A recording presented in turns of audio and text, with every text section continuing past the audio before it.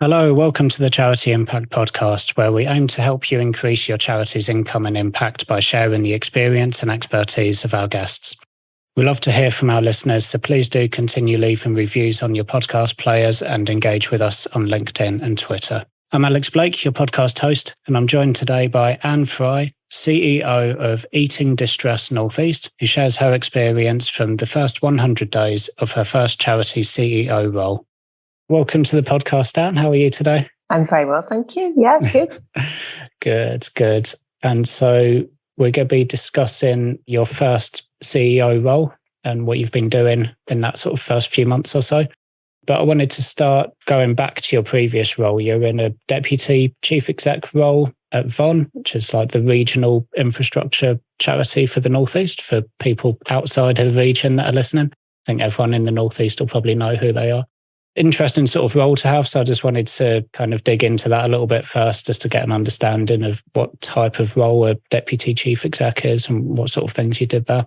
Yes, as you said, VONNE is the regional support body for the VCSE sector. So as that, it has quite a broad and wide-ranging brief. So as deputy, I led the projects and partnerships team and the function of the organisation. So that was the sort of internal stuff around staff management and leadership, but really trying to spot gaps in the sector support and thinking about what challenges the sector is facing and how best VONNE could respond within projects and partnership. So it's quite, I think, an unusual deputy role because often they tend to be internally facing, but it was that, but it was also very externally facing as well. So it was a lot of representation at networks and forums, and obviously deputising for Carol, the CEO, when she needed me to. And it had a sort of business development income generation function as well. So it was very broad. No 2 days or hours or meetings were the same. From 1 minute, I'd be talking about Shared Prosperity Fund in the Tees Valley, and then digital inclusion, and then supporting organisations to understand safeguarding. It was incredibly varied, like the sector itself. Yeah, it's interesting. So, I mean, it's not a role that you see at many organisations, even larger ones. Often there's kind of just the chief exec and then various sort of directors, senior managers.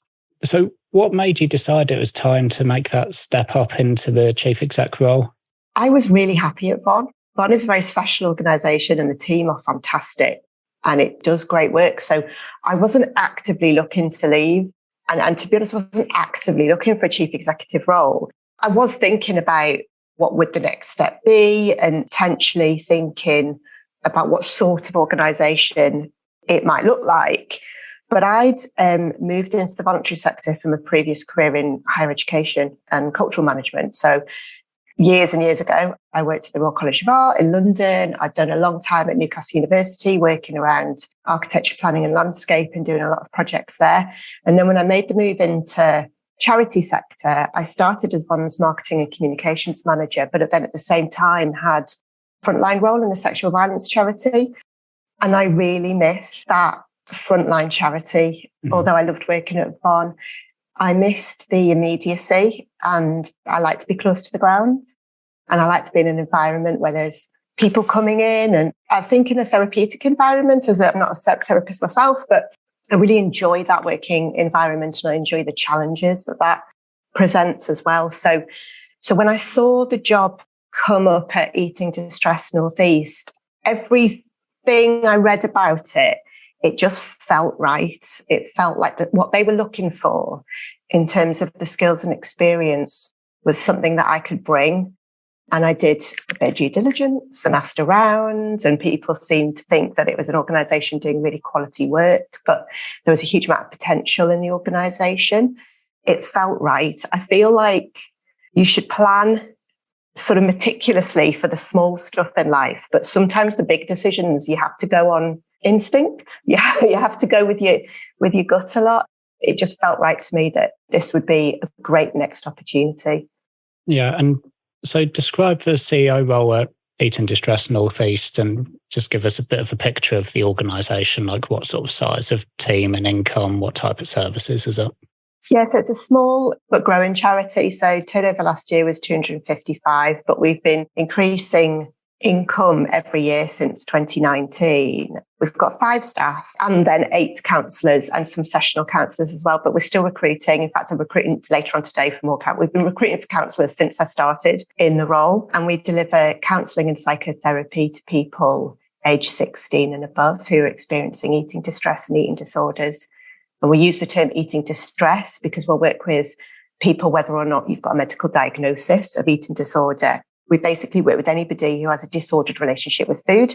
So we're a mental health charity and we work within health prevention. So hopefully by that early intervention, we can put in place some measures that will support somebody in recovery and to stop their eating distress from progressing and getting any worse. We work to raise awareness of eating distress. So we have an education and training arm, and we work with people and organisations across lots of different sectors to help them understand and respond to eating distress. That's quite a broad range of work, isn't it, for a small organisation? Yeah. So what did you do first in the role? What did that sort of first couple of weeks look like, and then planning forward for the first kind of few months or so? So I did my homework, and before I even started in the role, I was speaking to the outgoing CEO and meeting with the chair. And I read a really good book called Your First 100 Days by Nebo Keith. It's not charity specific, but it's a bit of a framework for what to do in your first 100 days as a chief executive. And I did set myself a little action plan around 3 themes. So vision and strategy, people and teams, and results and deliverables, and sort of looked at what I might want to do in the first sort of 12 months. And obviously that changes when you come into the role and you're hit with the reality. But it gave a really good framework for some of the first and early conversations. And then when I started in post, I asked all staff, I met with all staff and trustees one-to-one and asked them the same 3 questions. What do we do well? Where can we improve? And what do you want from me as a chief executive? And that wasn't my idea. I got that from the internet somewhere, but I can't remember where. But it was really useful. It was really, really useful. And I think the fact that the staff were all so open and honest was really valuable because it gave me a really clear framework on what the priorities were internally and externally. So using those 2 things, I sort of set myself my own little work plan and targets that were for me to work towards in my first sort of 3 months and routinely checked in. And with those 3 questions that you asked everyone, and you asked presumably the sort of 13 employed staff, was it the sort of 8 therapists and 5 organisational members? How similar were the sort of responses? Like, did you find it quite varied, or did you have like really clear themes of like everyone was saying the kind of same things around this is what we're good at, this is what we need? Yeah, there were clear themes around what we're good at is the work, the quality of our work, the way the staff support each other, the training offer. What needed some improvement was maybe some of that infrastructure and some of the processes and procedures. So for me, that was brilliant because I can do that. I could bring all of that. And actually the staff have been fantastic and the culture of the organisation is really good. So I think as an incoming chief executive, that helps me enormously because for me, it's more about putting the scaffolding in place so that people can thrive and doing that around sort of HR and finance and policies and procedures and just building that infrastructure in the organisation so that we can grow because that's where we want to go next. There is unfortunately a huge increase in need for people with eating distress, especially children and young people. So we need to be able to try and meet that need. Please excuse this brief interruption. I just want to say thank you for taking the time to listen to our podcast and to ask a small favour. The whole point of the podcast is to help people working for social impact by sharing the experience and knowledge of our awesome guests. Please can you help by letting people know this free resource is worth a listen. A great way to do this is by taking a few seconds to give us a rating in your podcast player. You can just click the 5 stars and that would be amazing. Or if you could write a few words to say what you like about the show, that would be even better. The link ratethispodcast.com/charity will take you to the right place and show you how to do it. That link again is ratethispodcast.com/charity. If there isn't a rating option where you listen, you can always give us a shout out on social media. Thanks for listening. And what do you think that increases? We've got a sense of why that need is increasing. Is that to do with social media influence or other kind of societal issues? Or I think it's varied. I mean, eating distress and eating disorders are mental health conditions. So underlying them is poor mental health. And I think certainly amongst children and young people, COVID had a big impact on people and that sense of isolation and loss of control.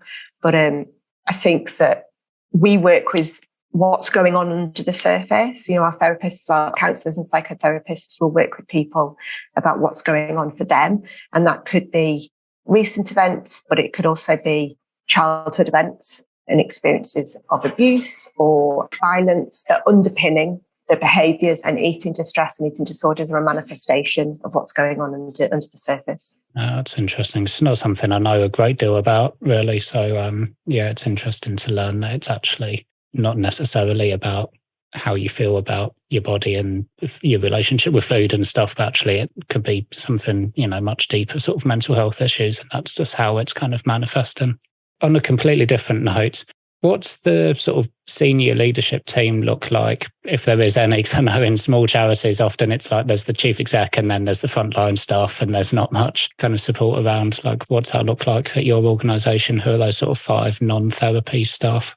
So the leadership team for Eating Distress North East is myself and Rachel Cowie, our counselling lead, who, as her title suggests, sort of leads the counselling team and is responsible for the services. And really, we work together to think about the delivery, but also the development into the future.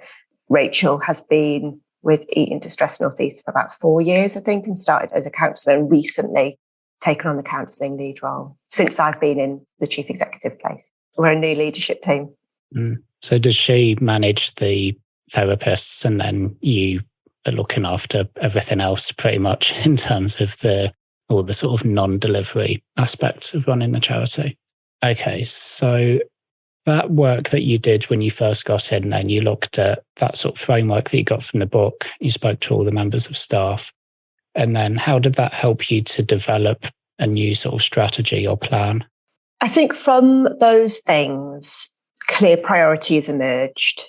And then I also spoke to everybody who'd had any contact with the organisation. I think as a chief executive, as a new chief executive, it's really difficult because you're being asked to make decisions about an organisation that you don't really know anything about. And obviously you bring in your previous experience and knowledge to the role. But for me, I find it useful to get a sort of understanding of what everybody else's perceptions are, and then I can make up my own mind. So whilst I was in the role, these priorities emerged. And because of the amount of change that Eating Distress North East has been through, so I mentioned Rachel's new in post, I'm new in post, we've got a new chair, we are trying to move premises because we've outgrown our current site. So there's quite a lot going on. So what I've done is put in place a 12-month strategy that really focuses on stabilising and strengthening the organisation rather than trying to run before we can walk. And then throughout this sort of 12 months, we'll start looking at maybe a 3-year strategy. But really, there's sort of 4 key areas that we're looking at the moment around organisational resilience, data and theory of change, communications and fundraising, and income generation. Yeah, so I suppose that makes a lot of sense in terms of the work being really strong and then just making sure you've got all of those foundations in place and then you can think about moving forward beyond there. I suppose there'll be some kind of growth plan, no doubt, once you've done that first sort of 12 months or so and got things in place. What sort of support have you accessed in that time that you've had so far? Have there been any sort of formal or informal support networks or mentors or coaches or those sorts of things? Yeah, so I, both formal and informal. I've joined something called Ella Forums, which is a national sort of leadership development network, but there's a Northeast chapter and it's an action learning set sort of group. So that's really useful. You can bring challenges, work through them. And actually, even if I'm not talking about my challenge, I learn something from everything that's being said in the meeting. But also, building your team, building your support network. In fact, when I left my previous role, my then chief executive gave me some really good advice around, look, don't be afraid to ask for help, whether that's from your board, from your staff, from your peers and your support network. And I think you can fall into the trap of thinking that you're supposed to know everything, or that you can't show the things that aren't going quite so well. And I think some of the best advice I've had when I've spoken to people who are more experienced than me, and I've sort of shared something that I'm experiencing, and I'm finding really challenging, or that hasn't gone well, and they come out with something much worse. They sort of talk about, these sort of war-weary, battle-scarred CEOs who can tell you their horror stories, and it just makes you feel so much better and reassured, because it is just the job, and it's just the way that you approach it and the way that you deal with it. And I've been told by more experienced people that, it takes 2 years before you feel like you've really cracked it, which is reassuring. And I'm a bit impatient, so I'm not sure that I can, but it's good. It's good to be reminded to slow down and take your time, because I think it's easy to sort of think about all the really exciting things you want to do and all of the pressure that does come in the role, and take it too quickly. And that's when people start to feel the strain, I think. Yeah, and potentially where people make mistakes because they're too keen to kind of get on and try and do new things, and maybe don't necessarily have done the sort of homework as to whether it's beneficiaries or supporters or funders or whoever, whether that's what they want to see. Yeah, I always say, let's do it well, not quickly, because sometimes you do need to take your time over things. And when people say that it takes 2 years to crack it, what do you think they mean? Is that in terms of getting to grips with the role of CEO, or is that more about understanding the organisation that you're coming into, or a bit of both? I think a bit of both. Yeah, I think you need to be in a role for a year before you sort of seen that sort of cycle. But I suppose it's the little bit of imposter syndrome, the bit about feeling that you understand the team, the services, because it's any organisation, even a small charity, there's so much going on. There's whole bits of the organisation that I haven't fully understood yet. I've only been in post since October, so but that does take time. And what have you found most helpful from that sort of support that you're accessing?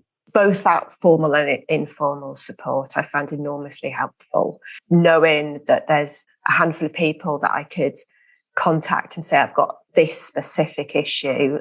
Can you please spare an hour so that I can just talk through it with you and share your advice? I think that's really useful. So building your support network.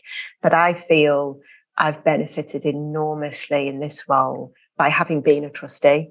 I think being a trustee is a really useful insight, because firstly, you're building contacts and networks, and you understand how different boards work and the dynamics of different boards. And, every organisation's different, every board's different. There's a lot of learning that you can share between organisations. So I found that really useful. Yeah, I think that's a good tip for people to get trustee roles, people that are working in the sector, because I think there are far too many boards that don't have anyone that actually works in the charity sector on them. So apart from anything else from that perspective, I think the more charity members of staff we can get onto charity boards, the better. Is there anything else that you'd recommend for people, apart from those resources you've already mentioned, for people who might be in that sort of first CEO role or another charity leadership role, or thinking about kind of developing in their sort of career? I think definitely, the trusteeship thing. I think building your network and reaching out to people and not being afraid to feel vulnerable and ask for help. But also, I suppose it's about thinking about yourself as well, and taking care of yourself and knowing when to stop and when to slow down. I think that's really important. Is there anything else that you want to say to our listeners? Any requests you might want to make? Any final tips to share? Well, as I've mentioned, we are looking for new premises.